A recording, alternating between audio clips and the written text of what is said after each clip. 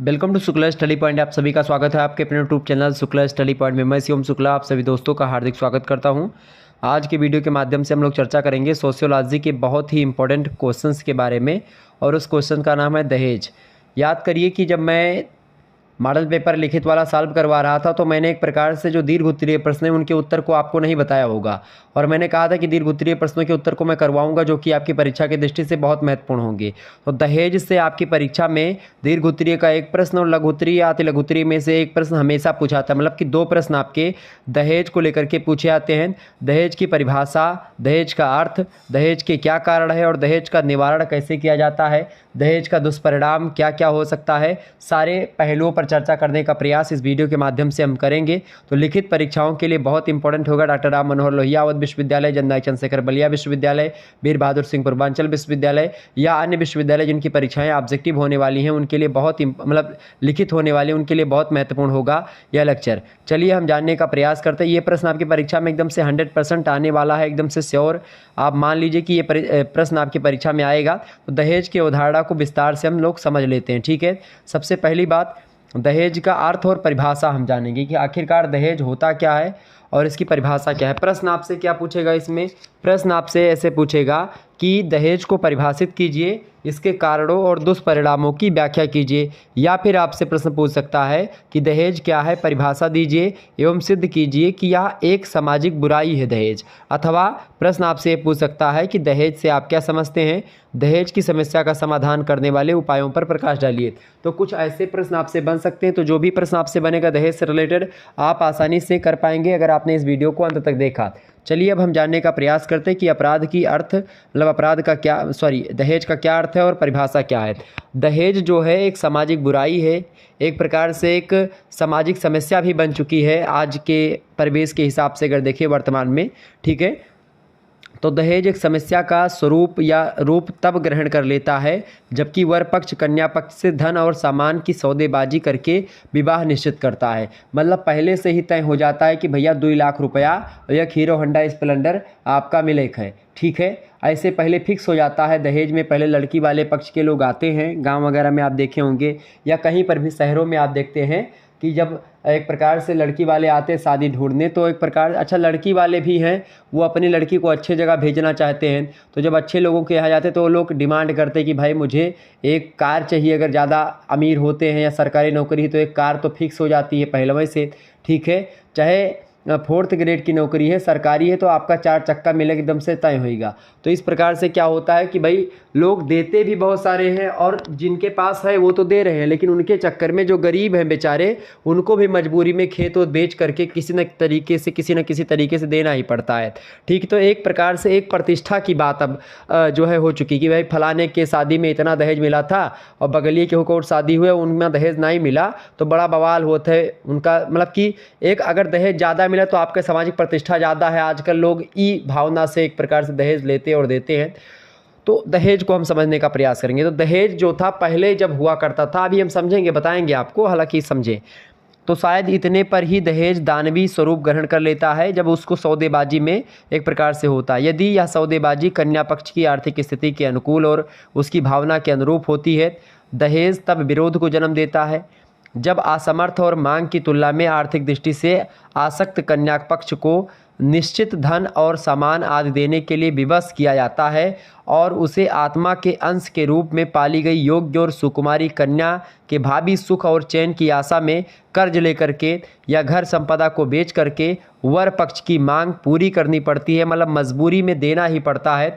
अथवा पढ़ी लिखी लड़की अपने माता पिता की चिंता और व्याकुलता से परेशान होकर चुपचाप आत्महत्या करके अपनी फूल सी काया को स्वयं ही काल के गाल में झोंक देती है। या तो ये होता है, अथवा विवाह के बाद माता पिता की सामर्थ्य से अधिक दहेज लाख कर भी बेचारी सुंदर और सुयोग्य वधू दिन रात सास ससुर और नंदों के ताने सुनती है। पतिदेव की एक प्रकार से झिड़कियां और मारपीट ही नहीं सहती, बल्कि अनेक बार क्या होता है उनके द्वारा मतलब कि नृशंसता पूर्वक जला करके मार डाली जाती हैं। आपको बता दूं कि कई सारे ऐसे केस आए हैं कि जहां पर पति पत्नी मतलब कि पति ने और पति के मतलब कि जो माताजी यानी सास और ससुर ये सब मिल करके और ननंद ये सब मिल करके उसको मगर दहेज का मिला जला देती हैं। मतलब कई कांड आप लोगों ने सुना होगा इससे पहले। अब थोड़ा सा इस पर जब से कानून वगैरह बना है तब से कुछ मामला थोड़ा सा थमा है, लेकिन आज भी आप देखते दहेज को लेकर के बहुत ज़्यादा डिमांड हो रही है। लगातार लड़के पढ़ भी इसीलिए रहे हैं कि शादी होगी, अच्छी शादी होगी और दहेज मिलेगा अच्छा खासा, इसीलिए लोग पढ़ाई भी कर रहे हैं कि अगर पढ़ाई नहीं करोगे तो शादी नहीं होगी। अब तो एक नया ट्रेंड चल रहा है कि भैया फलाने के विवाह में अगर 2 लाख मिला रहा तो हमारे में 2 लाख चाहिए, ठीक है। लेकिन अब फलाने ने क्या कर्म किया था जो उनको मिला। अच्छा, दहेज को मैं एक प्रकार से दूसरे नज़रिए से देखता हूँ। जैसे कि अगर दहेज कोई व्यक्ति, किसी लड़की का पिताजी अगर अनुरूप मतलब वो ठीक ठाक कमाते हैं और देना चाहते हैं कि भाई मैं वर पक्ष को दूंगा, ठीक है, मैं भेंट स्वरूप देता हूँ, उपहार देता हूँ कन्या के साथ, तो वो दे सकते हैं, उसको लेने में कोई बुराई नहीं है। लेकिन अगर आप ये डिमांड करें कि नहीं हमको दहेज चाहिए, अब इतना ही नहीं हमको इतना दहेज चाहिए, इसके लिए आप लगातार प्रेशर कर रहे हैं कन्या पक्ष की ओर, तो ये गलत बात है, ठीक है। और कन्या पक्ष वालों को भी एक प्रकार से अपने अनुरूप ही वर ढूंढना चाहिए। ज़्यादा एक प्रकार से जो है शाहरुख खान और सलमान खान को नहीं ढूंढना चाहिए कि बहुत ज़्यादा हैंडसम और बहुत ज़्यादा कमाने खाना वाला चाहिए। अपने अनुरूप जैसे आप हैं वैसे ही अगर आप ढूंढेंगे तो थोड़ी सी क्या होगी, आसानी होगी आपको वर ढूंढने में भी, और आपकी कन्या भी ठीक ठाक तरीके से रहेगी, उसको ताने नहीं सुनने पड़ेंगे, उसको मारपीट नहीं सहनी पड़ेगी। तो ये थोड़ा सा आपको देखना पड़ेगा, ठीक है।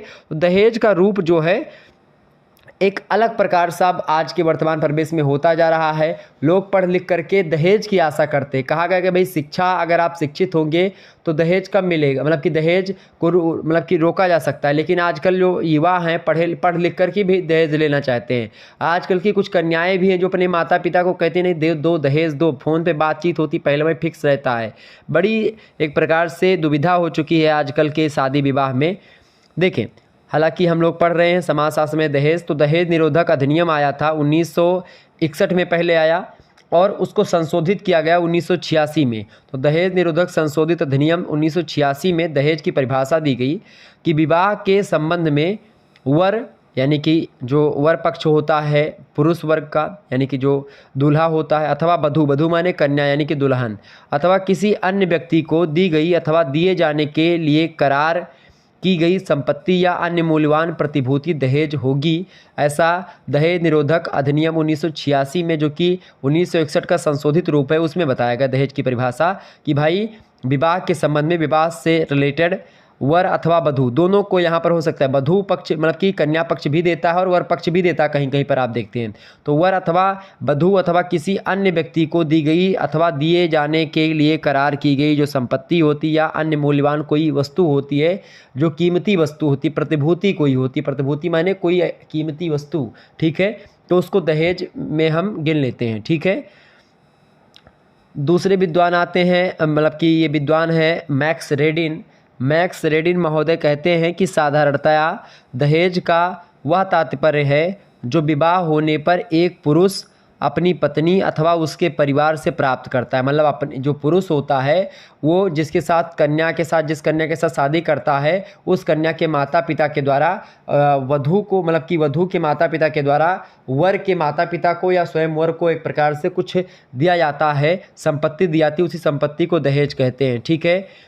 इसके अलावा एनसाइक्लोपीडिया ब्रिटानिका में परिभाषा दी गई दहेज की कि दहेज उस संपत्ति को कहते हैं जो कि एक स्त्री अपने साथ लाती है अथवा जो उसके समय दी जाती है। मतलब किसके समय दी जाती है, शादी के समय दी जाती है। तो एक ऐसी संपत्ति जो एक स्त्री अपने साथ लाती है या स्त्री की जब शादी या पहले शादी तय होती है। मैं आपको वर्तमान बताऊं सरल भाषा में, जैसे आप में से जैसे बहुत सारी लड़की होंगी, बहुत सारे लड़के आप लोग वीडियो देख रहे हैं, तो आप लोगों की भी बियाहू वगैरह आते होंगे गाँव वगैरह में या शहर में, आप कहीं पर हो तो बियाहू आते हैं। तो जब बियाहू आते तो घर पर पहले बात होती है, लड़का लड़की फ़ोटो वोटो दिखाते हैं इधर उधर। अब फ़ोटो वोटो जब देख लेते हैं उसके बाद में क्या होता है कि भाई लड़का ठीक है चलो पसंद है, लड़का पसंद हो गया, लड़की पसंद हो गई, तो उससे पहले जो होता है मतलब दिखाई नहीं हुई है, फ़ोटो में ही पसंदा हो रहा है। कन्या पक्ष के लोग जो है वर पक्ष को तो मतलब कि वर को या जो लड़का होता है उसको बार बार देखते हैं, लेकिन चूंकि वर पक्ष वाला नहीं देख पाता है, वो केवल फ़ोटो ही देखता है। और फ़ोटो देखने के बाद में क्या होता है, फिर दहेज की फिक्सिंग होती है कि भाई कितना लेना है, कितना लेन देन। वो कन्या के पिताजी स्वयं पूछते हैं, जो दिखाने लाता है शादी विवाह, वो पूछता है भैया क्या लेन देन है या पहले से पता होता है कि भाई हाँ इनमें 1.5 लाख लेख है, मन 2 लाख लेख है, 3 लाख माँ है या 50,000 वाले हुए हैं। ऐसे वो अपने हिसाब से जो शादी करवाने वाला होता है वो बताता है, ठीक है, कि भाई इतना लेंगे, इतना बातचीत हो रही थी तो मैंने सुना था। तो इससे पूछेंगे कि भाई क्या लेन देन है, फिर बातचीत होगी। अच्छा, जब लेन देन की बात होती है तो लोग दूर उठ करके चले जाते हैं, ठीक है। तो ये सारी चीज़ें होती हैं। तो एनसाइक्लोपीडिया ब्रिटानिका में कहा गया कि दहेज उस संपत्ति को कहते हैं जो कि एक स्त्री अपने साथ लाती है अथवा जो उसके समय दी जाती है, ये होता है दहेज। फेयरचाइल्ड ने लिखा कि दहेज वह धन या संपत्ति है जो विवाह के अवसर पर लड़की के माता पिता अथवा अन्य निकट संबंधियों के द्वारा दी जाती है।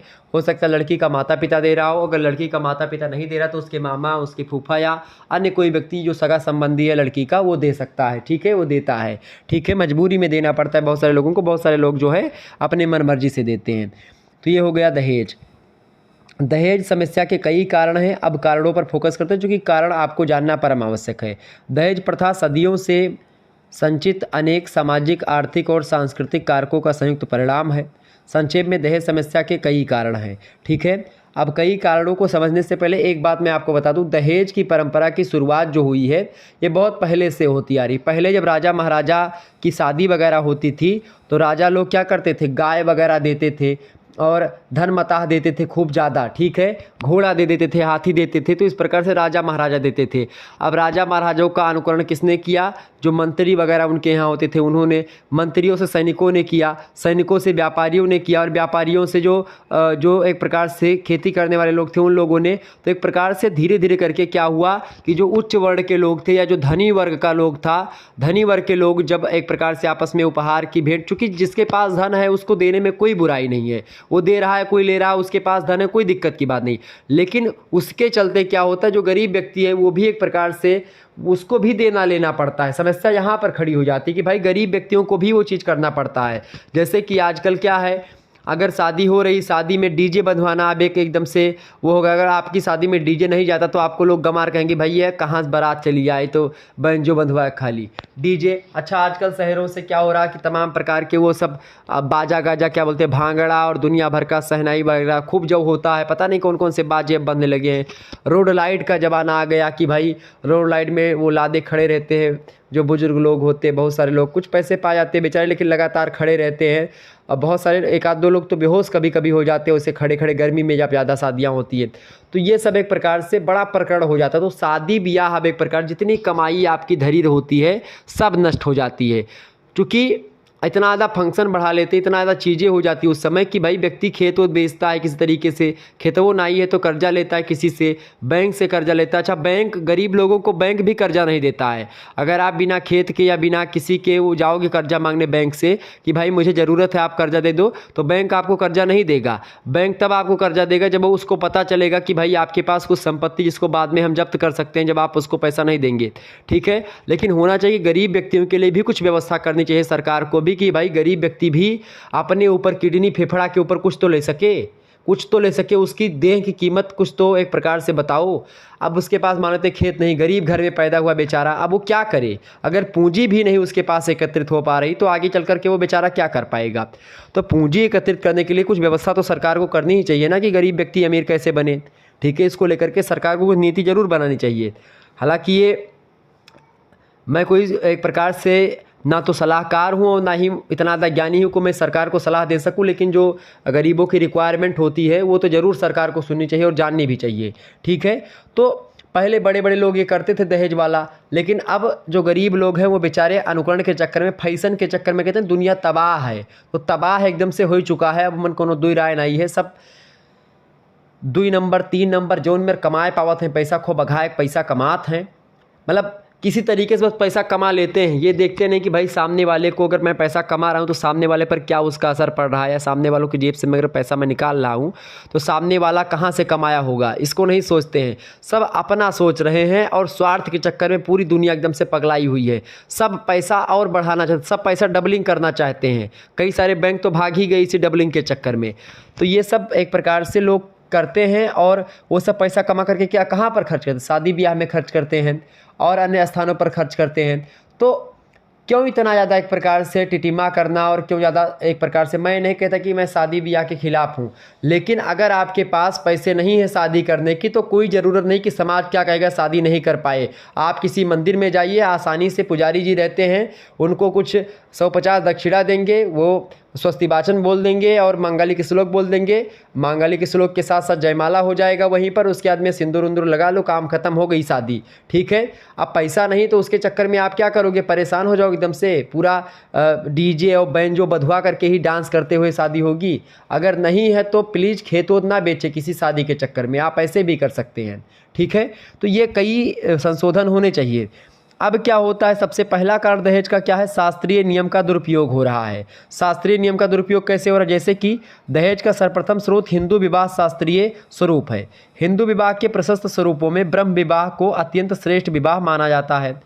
ब्रह्म विवाह के शास्त्रीय स्वरूप में कन्या के पिता को यह निर्देश दिया जाता है कि वह वर का सम्मान करके विवाह के समय अपनी कन्या को वस्त्रों और अलंकारों से सुसज्जित करके विदा करे, और इस नियम का दुरुपयोग लड़के वालों ने किया।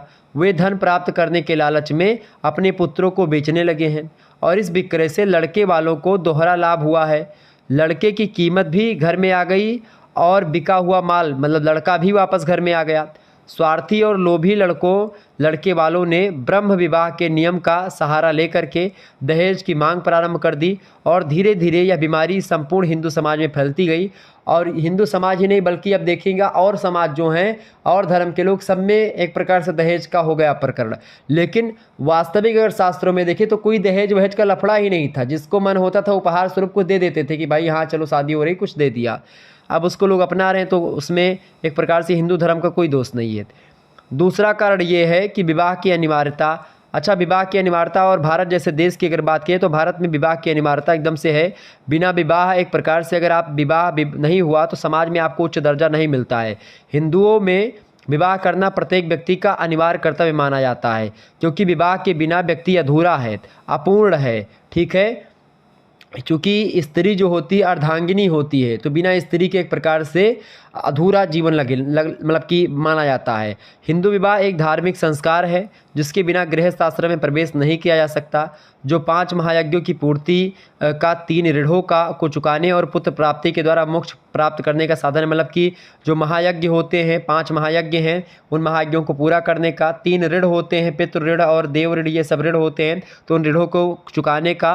और पुत्र जब होता है तो पुत्र जब आग देता है अपने पिता को तभी उसको मोक्ष की प्राप्ति होती है, ऐसा हिंदू धर्म में मान्यता है। तो इसके लिए शादी करना अनिवार्य हो जाता है, और विवाह की यह अनिवार्यता हर कन्या के पिता के मन में यह भावना उत्पन्न कर देती है कि अपनी कन्या का विवाह करना उसका सर्वप्रथम उत्तरदायित्व है। और आजकल के पिता एक प्रकार से भार समझते थे, अभी तो कुछ दिनों तक पहले तक कि लड़की भाई भार है। लड़के को तो अधिक आयु तक कुंवारा रखा जा सकता है, किंतु लड़की जवानी में पैर रखते ही अपने माता पिता की चिंता का कारण बन जाती है। क्योंकि लड़कियां एक प्रकार से क्या होती, बहुत लोग बहला फुसला लेते हैं उनको। ठीक है। तो इस कारण से क्या होता है, एक भार सा होता है। लड़के वाले इस चिंता का अनुचित लाभ उठा करके दहेज की मांग करते हैं।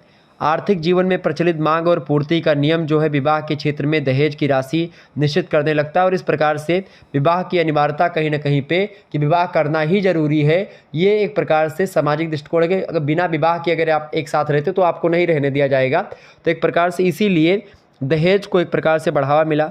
तीसरा कारण दहेज को बढ़ावा मिलने का ये है कि अनुलोम विवाह होता है। अनुलोम विवाह का मतलब क्या होता है, जैसे कुछ निश्चित नियम होते हैं विवाह के, जैसे कि उच्च वर्ण की अगर लड़की है तो निम्न वर्ण में विवाह नहीं होगा उसका। लेकिन अगर निम्न वर्ण की लड़की है और उच्च वर्ण का लड़का, जैसे कि किसी शूद्र की कन्या है और किसी ठाकुर का लड़का है, तो शादी हो जाएगी। लेकिन किसी ठाकुर का लड़का है और शूद्र की मतलब कि किसी शूद्र का कोई लड़का है और ठाकुर की कन्या है, तो उसका विवाह नहीं हो पाए, मतलब कि ये प्रतिलोम विवाह हो जाएगा, उल्टा विवाह हो जाएगा, इसको नहीं करार दिया गया है। तो इस कारण से क्या होता है, अपनी ही जाति में शादी करना, अंतर जातीय विवाह, ये सब कई प्रकार के एक प्रकार से कारण होते हैं जो कि विवाह को मतलब विवाह में खास करके दहेज को बढ़ावा देते हैं। ठीक है।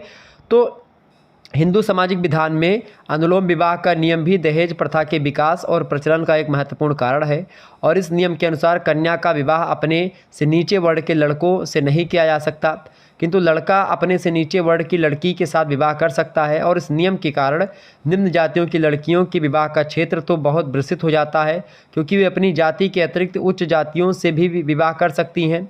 किंतु उच्च जातियों की लड़कियों के विवाह का दायरा बहुत छोटा हो जाता है। जैसे ब्राह्मणों की लड़कियां ब्राह्मणों के लड़कों के अतिरिक्त अन्य किसी जाति के लड़कों से विवाह नहीं कर सकती हैं, जबकि शूद्र वर्ण से संबंधित लड़कियां चारों वर्णों के लड़कों से विवाह कर सकती हैं। और यही कारण है कि उच्च जातियों में ही दहेज का मतलब कि दहेज की समस्या मुख्य रूप से पाई जाती है। आप देखिएगा उच्च वर्णों में दहेज की समस्या तो पहले पाई जाती थी, लेकिन आजकल क्या हो गया है, हर एक जाति और हर एक धर्म में दहेज ने अपना एक प्रकार से विस्तार किया है, और इसी कारण से क्या हो रहा है, दहेज एक समस्या के रूप में समाज में सामने आया है। चौथा कारण होता है दहेज का कौमार्य का महत्व। हिंदू समाज में कौमार्य कन्या की सर्वाधिक महत्वपूर्ण निधि है।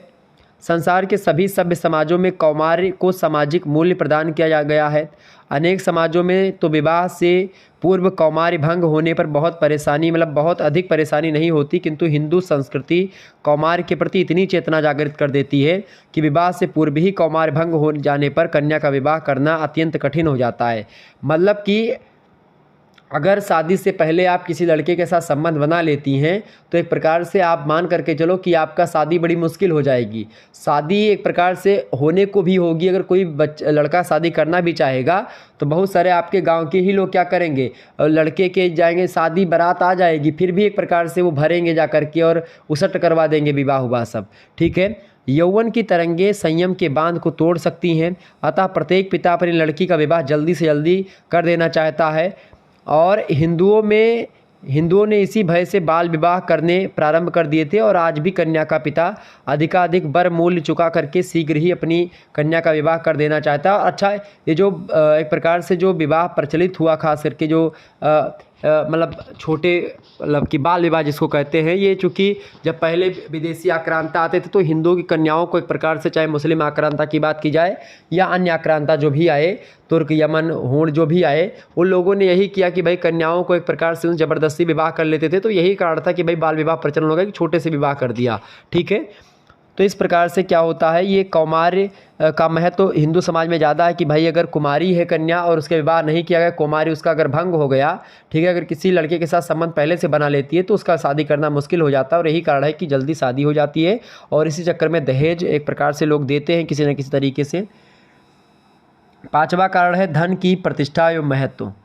आधुनिक युग में धन सबसे महत्वपूर्ण सामाजिक मूल्य बन गया है आज, और भौतिकवादी मनोवृत्ति के विकास और प्रभाव ने प्रत्येक व्यक्ति को येन केन प्रकारेण धन में वृद्धि करने की प्रेरणा प्रदान कर दी। मैंने शुरुआत में आपको बताया, धन प्रतिष्ठा का प्रतीक है, भले ही वह किसी माध्यम से प्राप्त किया गया हो, आप चोरी डाका कुछ भी करके लाएं, लेकिन अगर आपके पास धन है, आप देखते हैं बड़े बड़े धनी लोग ऐसे सफ़ेदपोश अपराध करते हैं कि उनके घर कोई पुलिस और कोई एक प्रकार से नहीं जाता है। बड़े बड़े लोग जब अपराध करते हैं तो वो एक प्रकार से वो अपराध नहीं होता है, वो लोग एक प्रकार से वैसे हल्के में ले लेते हैं, उनके ऊपर उतना ज़्यादा नियम कायदा नहीं लगता जितना एक गरीब के घर में लगता है। ठीक है, तो गरीबी में एक प्रकार से अगर आप कुछ भी करें, किसी को एक झापड़ मार भी दे रहे तो आप जो तुरंत थाने में चले जाएंगे। अगर कोई बड़ा आदमी है, 2-3 लपोटा किसी को मार दिया तो वो ऐसे घूम रहा छुट्टा सांड जैसे, लेकिन उसको कोई पकड़ने नहीं जाता है। ठीक है, क्योंकि क्या है, उसके पास पैसा है, तो पैसा क्या ना करता। ठीक है, मतलब पैसा हर कुछ करने में सक्षम है आजकल। आज केवल पैसा चल रहा है बस, ये आप सभी लोग जान भी रहे होंगे, मुझे बताने की आवश्यकता नहीं, लेकिन ये गलत है। पैसे को देख करके अगर आप अपनी मानसिकता को बदल लेते हैं या अपने पथ से एक प्रकार से अपने कर्तव्यों का निर्वहन नहीं कर पाते हैं, अपने मार्ग से विचलित हो जाते हैं, तो फिर आप एक प्रकार से इंसानियत का दायरा एक प्रकार से पार कर चुके हैं, आप समझिए। ठीक है, तो लोग अधिक से अधिक धन प्राप्त करने की लालसा के कारण से लड़के वालों को दहेज मांगने के लिए प्रेरित करती है, और लोग एक प्रकार से दहेज लेते हैं धन की, कैसे भी धन ले लें बस धन आ जाए। ठीक है, छठा, क्षतिपूर्ति का साधन। लड़की के शारीरिक और बौद्धिक गुण तथा उसका नैतिक आचरण आकर्षण की वस्तुएं हैं। कुरूप से कुरूप लड़का भी सुंदर से सुंदर लड़की से विवाह करना चाहता है। नालायक से नालायक लड़का भी यह चाहता है कि उसे योग्यतम लड़की मिले, और बुरे से बुरा दुष्चरित लड़का भी सती साध्वी कन्या को ही अपनी पत्नी बनाने की कामना करता है। यही सोचता है कि भाई बस केवल लड़की हमसे ही प्रेम करे और किसी से ना करे। अभी आपने एक मैटर देखा होगा, एक क्या नाम है, ज्योति मौर्य और एक और कोई एसडीएम और कोई सफाई कर्मी, पुरुष और महिला का एक प्रकार से विवाद चल रहा है, आप लोगों ने देखा होगा।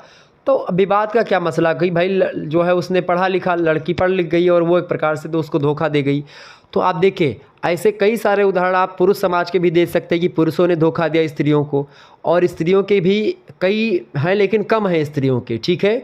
लेकिन अगर ऐसा एक प्रकार से होता है तो ये गलत है, चाहे स्त्री करे चाहे पुरुष करे। सिंपल सी बात है, अगर स्त्री भी कर रही तो गलत है, पुरुष भी कर रहा तो गलत है। इसको पुरुषों को सुधारना पड़ेगा। जैसे पुरुषों को तो चाहिए कि भाई एक स्त्री अगर अच्छी नहीं है तो दूसरे शादी कर लिया, ठीक है, तीसरे शादी कर लिया, तो लड़कियों को भी तो अधिकार है कि वो दूसरों शादी कर ले, दूसरों के साथ चली जाएं।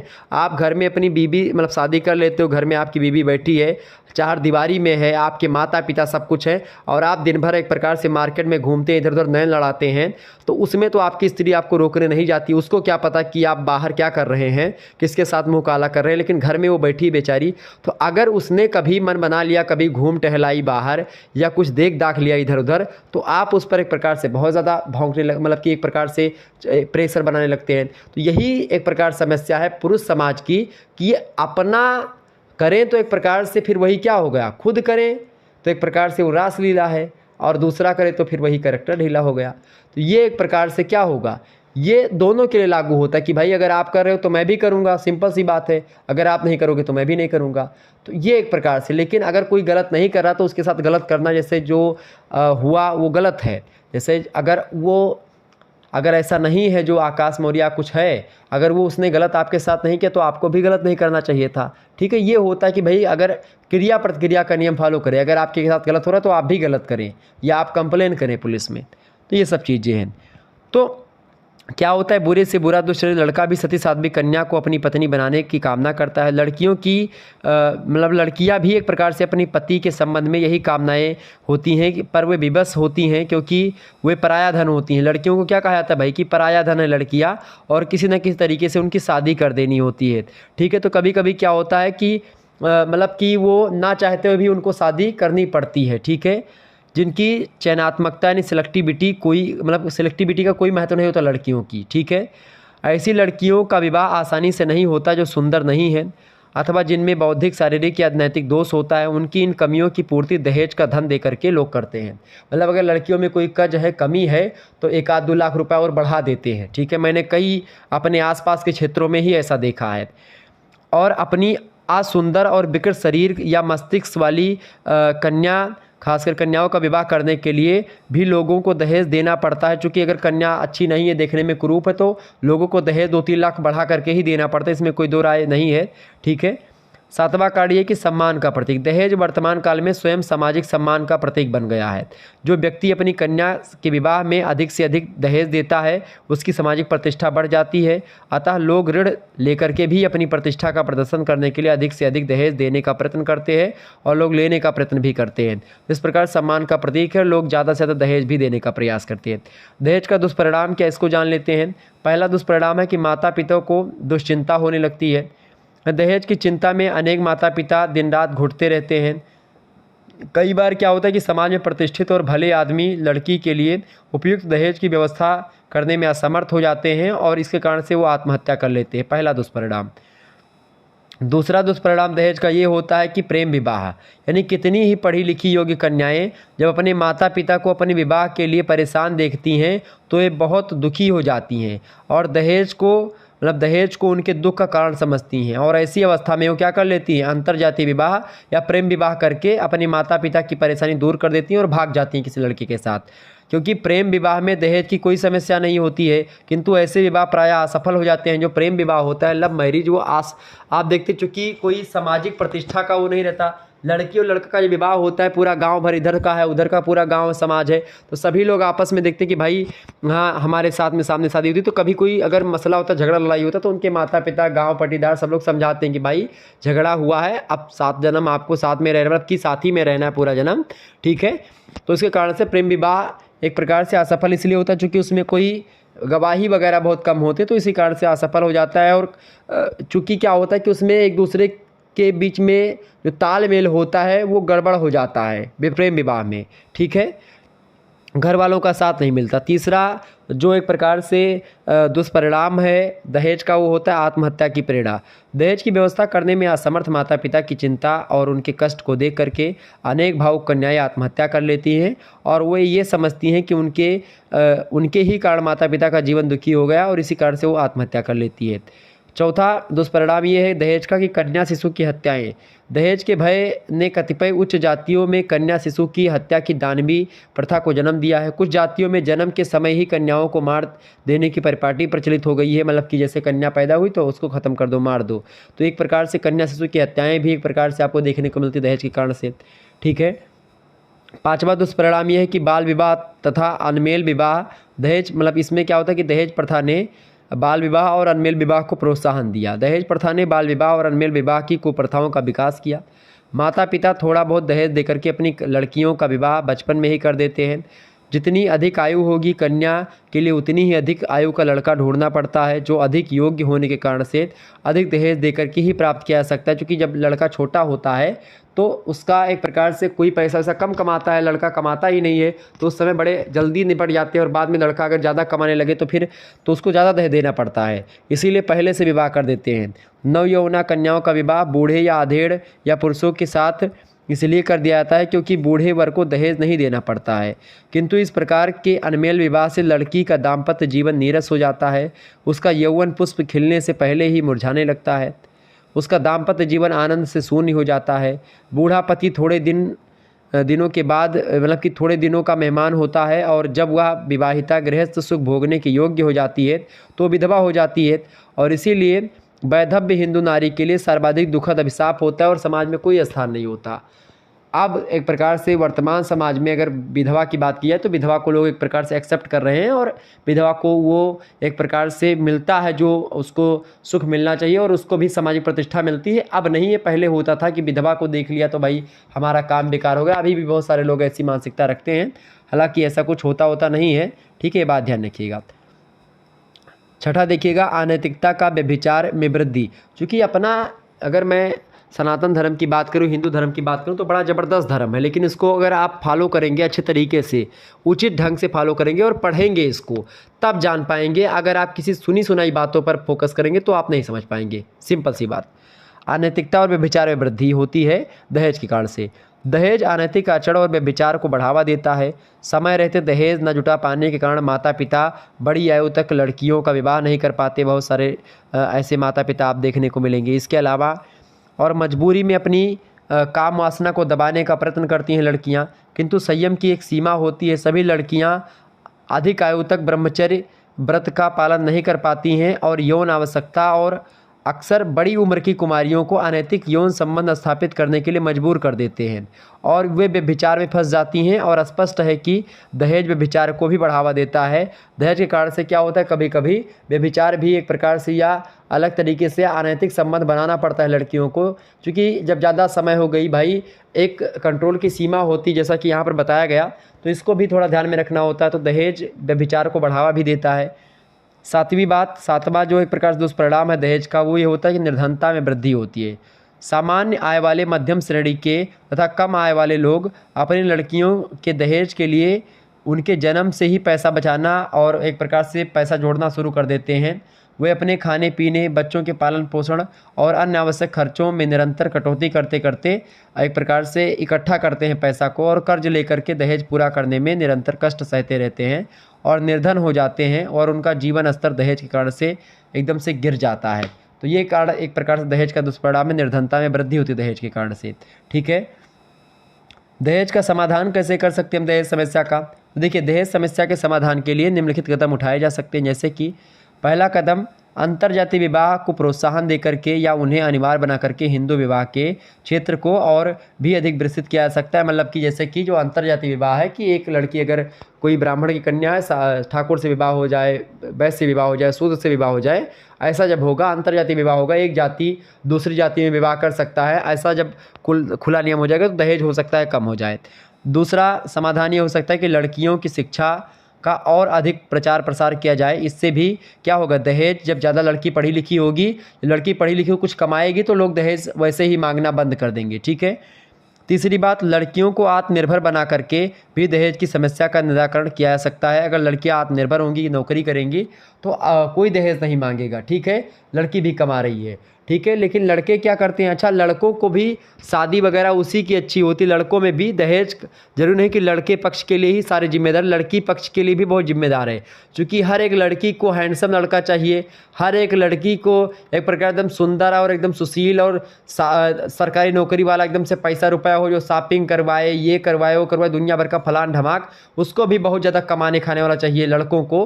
तो लड़कियां ही सोचती कि हमारा जो शादी हो, हमारा पति हो, वो खूब कमाता धमाता हो।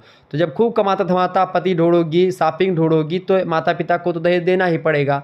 तो यही कारण है दहेज का, कई कारण हो सकते हैं।